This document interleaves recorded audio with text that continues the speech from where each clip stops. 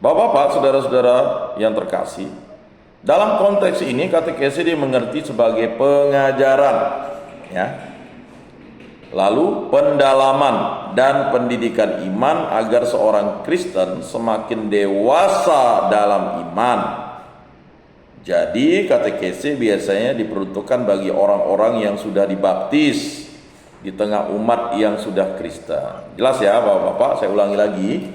Dalam konteks ini katekese dimengerti sebagai pengajaran, pendalaman dan pendidikan iman agar seorang Kristen semakin dewasa dalam iman.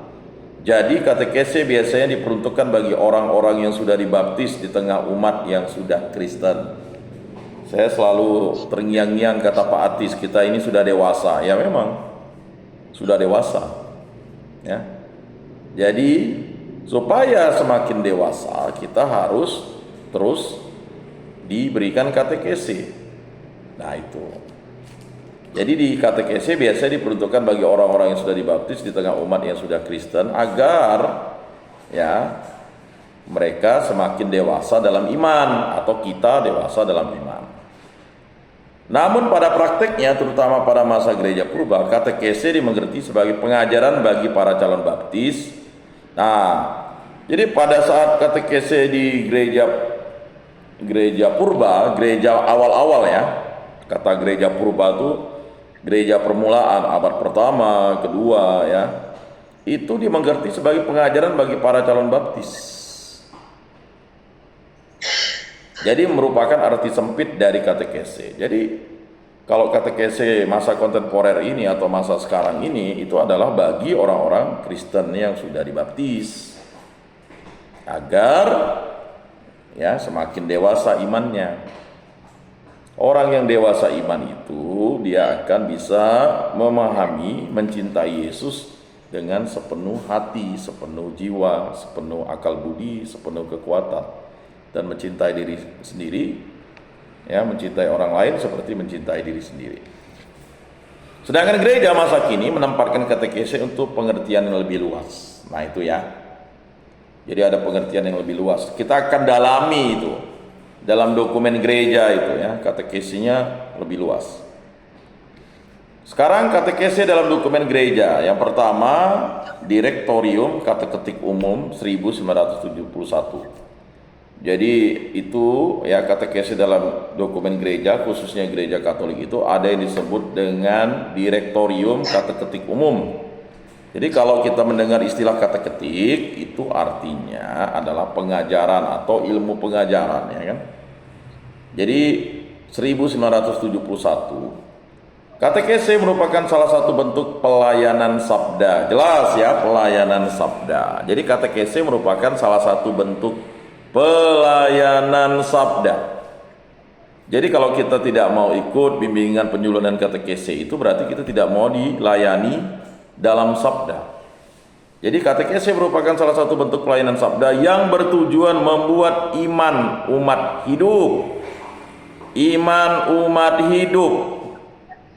Jadi kalau bapak-bapak, saudara-saudara yang terkasih tidak mau hadir dalam bimbingan penyuluhan katekese ini, berarti bapak ibu atau bapak-bapak, saudara-saudari tidak mau membuat iman kita itu hidup.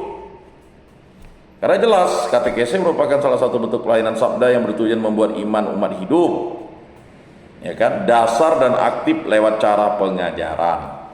Jadi ketahuan bagi orang yang tidak mau ikut katekese itu berarti dia tidak mau aktif.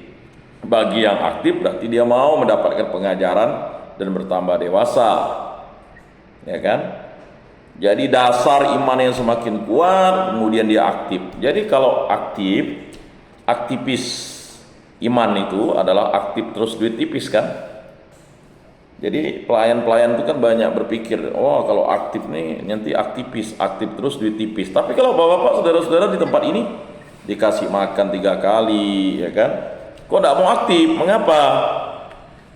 Nah berarti ada apa-apanya. Untuk hadir saja tidak sanggup, gereja sudah diberikan fasilitas yang luar biasa, ya kan, dikasih kipas angin, teduh, dingin, suasana damai, ya kan. Tapi kok tidak mau hadir? Mengapa? Nah, itu jawabannya adalah bahwa imannya belum dewasa. Nah, kemudian dalam ruang lingkup kegiatan pastoral, istilah katekese diartikan sebagai karya gerejani yang menghantarkan kelompok maupun perorangan kepada iman yang dewasa. Kalau tadi sebelumnya, katekese merupakan salah satu bentuk pelayanan sabda yang bertujuan membuat iman umat hidup, dasar dan aktif lewat cara pengajaran. Itu DKU artikel 17 ya, Direktorium Kateketik Umum tadi itu. Sedangkan dalam ruang lingkup kegiatan pastoral, istilah katekese diartikan sebagai karya gerejani yang menghantarkan kelompok maupun perorangan kepada iman yang dewasa. DKU atau ya, Direktorium Kateketik Umum artikel 21. Ya. Jadi menghantarkan kelompok maupun perorangan kepada iman yang dewasa. Jadi udah sekian tahun ikut katekese ini belum dewasa, ya berproses. Atau tidak mau, berarti tidak mau dewasa. Imannya tidak akan dewasa. Kemudian katekese terpadu dengan karya-karya pastoral gereja yang lain, tetapi sifat khasnya yakni sebagai inisiasi. Jadi katekese ini sebagai inisiasi, penanda ya. Kemudian katekese itu sebagai pendidikan. Katekese itu adalah pembinaan, tetap dipertahankan. Jadi inisiasi, pendidikan dan pembinaan itu tetap dipertahankan. Ya. DKU artikel 21. Kemudian katekese terpadu dengan karya-karya pastoral gereja yang lain, tetapi sifat khasnya yakni sebagai inisiasi, pendidikan dan pembinaan tetap dipertahankan. DKU artikel 31 tadi ya. Selanjutnya, isi katekese adalah wahyu Allah.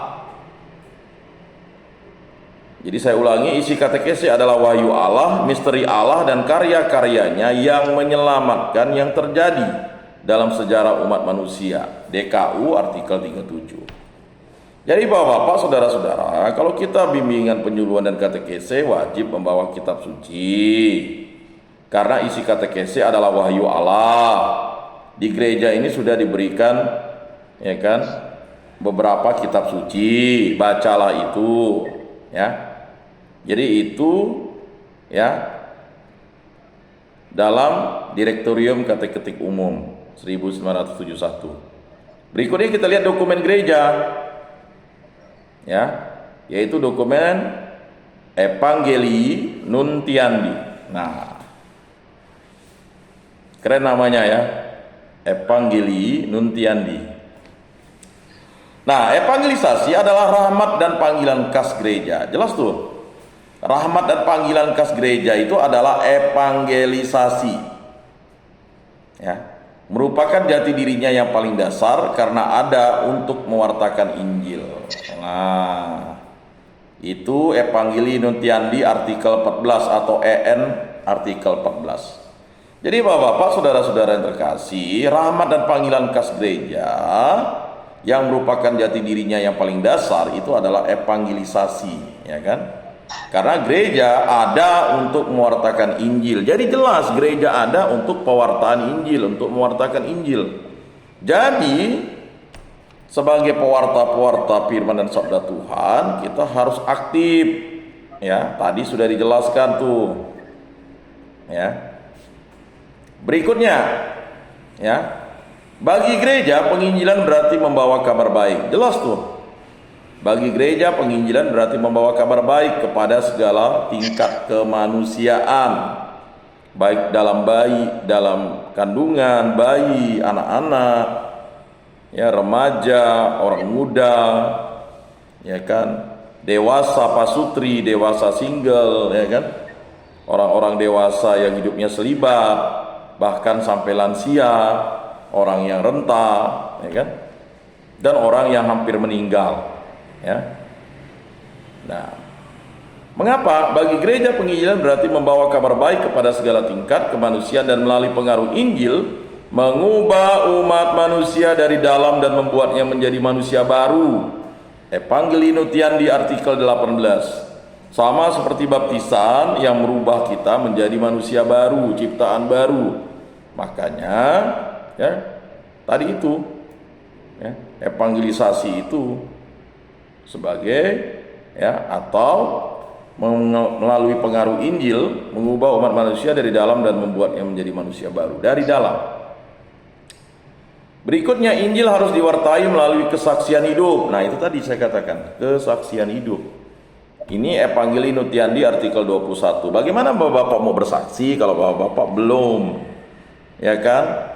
Belum memiliki disiplin doa pagi belum, ya kan? Bagi yang Katolik doa rosario, ya kan? Tidak rutin, ya, tidak mau beriman. Beriman tahu berdoa dan membaca firman. Banyak di antara kita ya lupa berdoa.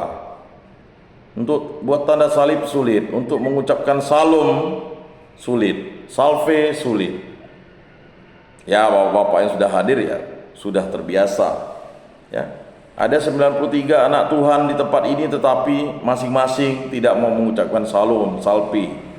Padahal itu kan artinya adalah damai sejahtera, ya. Nah, kabar baik yang diwartakan dengan kesaksian hidup, cepat atau lambat haruslah diwartakan dengan sabda kehidupan. Yaitu kabar baik ini diwartakan dengan kesaksian hidup, cepat atau lambat harus diwartakan dengan sabda kehidupan. Sabda kehidupan itu adalah menjalani hidup-hidup kita sesuai dengan Injil Yesus Kristus. Dan segi yang penting dari pewartaan sabda kehidupan adalah khotbah dan katekese. Itu. Dan segi yang penting dari pewartaan sabda kehidupan adalah khotbah dan katekese.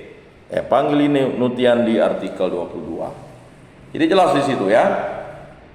Jadi pewartaan sabda itu, pewartaan sabda kehidupan adalah khotbah dan katekese. Makanya bapak-bapak, saudara-saudara yang terkasih diberikan katekese ini. Ikutlah, hadirlah, aktiflah, bertanyalah, ya kan? Jangan hanya datang, ya yang sudah datang terima kasih. Peganglah kitab suci itu. Ciumlah kitab suci itu. Ini kok datang, duduk, diam, dengar, melamun, pikirannya menjadi kosong. Kitab sucinya ada, tidak diambil tuh, ya kan? Keluarganya datang bukan minta kitab suci, ya, atau minta ucap kitab suci, lalu dikoyak, ya kan? Lalu untuk diisap, ya. Nah, makanya kita harus ya memiliki kitab suci dalam berkatekese ini.